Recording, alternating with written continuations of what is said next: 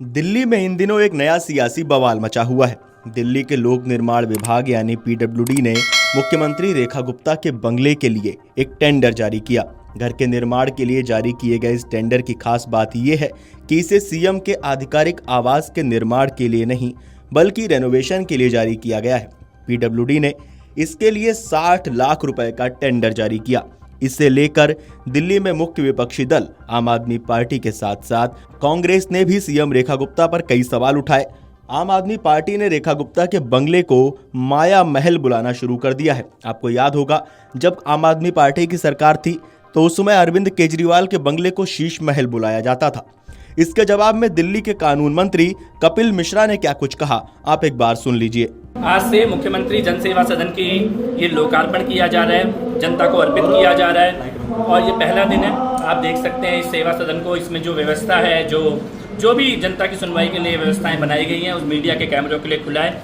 11 साल के बाद दिल्ली के मुख्यमंत्री का कोई घर या दफ्तर जनता के लिए खोला गया है। मीडिया के कैमरे पहली बार दिल्ली के मुख्यमंत्री कहाँ जनता से मिलती हैं, कहाँ लोगों से मिलती हैं, कहाँ जन सुनवाई होती है, कहाँ अधिकारी बैठते हैं। पिछले 11 सालों में कोई कैमरा अलाउड नहीं था, ना मीडिया को अनुमति थी, ना उनके विधायकों और मंत्रियों को अनुमति थी। कोई विधायक और मंत्री पिछले 11 साल में केजरीवाल के घर की एक भी फोटो नहीं दिखा सकता। उनके कैमरे, मोबाइल बाहर रखवा लिए जाते थे। और मैं ये दिखाना चाहता हूँ, ये पर्दे आप देख लो, किस प्रकार के पर्दे यहाँ लगे हैं। जितने में केजरीवाल के शीश महल के पर्दे लगे थे, उससे कम पैसों में पूरा मुख्यमंत्री जन सेवा सदन बनकर तैयार है। उसमें मुख्यमंत्री का दफ्तर, उसमें वेटिंग रूम, उसके कंप्यूटर, उसके प्रिंटर, उसका सोफा, उसकी कुर्सी, सब मिला के भी केजरीवाल के शीश महल के पर्दों से कम खर्चे में बनाए। और इसका टेंडर डॉक्यूमेंट भी पब्लिक में है। शीश महल का उन्होंने टेंडर भी छुपाया, फोटो भी छुपाई, मीडिया भी नहीं आने दिया, जनता को भी नहीं आने दिया। और जो छुपे 11 साल रहते थे, आज वो अपना मुंह छुपा के घूम रहे हैं। और जिनके पास छिपाने के लिए कुछ नहीं है, उस मुख्यमंत्री के सारे दरवाजे पहले दिन से मीडिया के लिए भी खुले हुए हैं और जनता के लिए भी खुले हुए हैं। 11 साल में पहली बार साहब कह रहे हैं मीडिया के लिए हैं, क्या कुछ रहेगा, कैसे कार्रवाई यहाँ पे चलेगी और सिस्टम क्या है? मैं आपको दिखाई देता हूँ। यहाँ पे देखिए, इधर से अगर आप एंट्री करेंगे तो यहाँ मुख्यमंत्री जी का कक्ष है और यहाँ पे मुख्यमंत्री जी जनता से मिलेंगी, लोगों से मिलेंगी। इस कुर्सी पर मुख्यमंत्री जी बैठेंगी, यहाँ पर सुनवाई होगी, अधिकारियों के बैठने की व्यवस्था है, वेटिंग रूम है।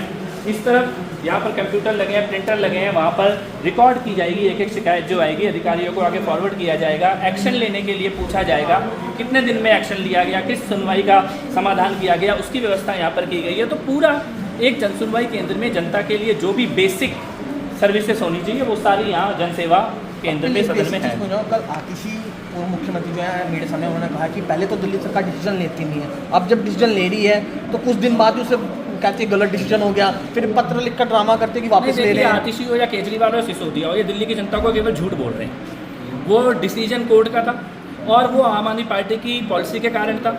सिसोदिया ने स्वयं उस पॉलिसी को निर्धारित किया था, उसकी वीडियो है ना, कोई चीज़ छुपी हुई तो नहीं है। और कोर्ट का जो निर्णय था वो भारी पड़ रहा था जनता के ऊपर भी, और हम उससे असहमत हैं, मुख्यमंत्री जी उससे असहमत है। हमने कोर्ट को लिख के भेजा है, आप दिल्ली की जनता के साथ इस प्रकार का।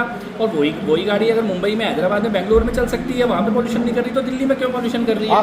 तो आतिशी को और आम आदमी पार्टी को ये समझना चाहिए कि झूठ बोलने के कारण वो सत्ता से बाहर हुए हैं, फिर झूठ बोलेंगे तो बाहर ही रहेंगे। आखिरी सवाल, ये कार्यालय या मुख्यमंत्री का राज्य किस तरह से अलग है अरविंद केजरीवाल का कार्यालय? और भाई वहाँ पे आप कभी अलाउड ही नहीं थे, आप कभी गए क्या? मीडिया कभी गया? कोई भी कैमरा गया कभी केजरीवाल के दफ्तर में?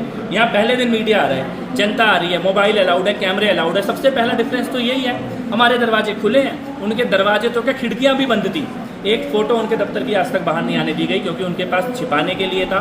और हमारा पहले दिन सारे मीडिया के लिए एंट्री ओपन है क्योंकि हमारे पास, मुख्यमंत्री जी के पास छिपाने के लिए कुछ नहीं है। उद्देश्य है जन सेवा और उसी उद्देश्य से इस सदन को आज जनता को अर्पित किया जा रहा है।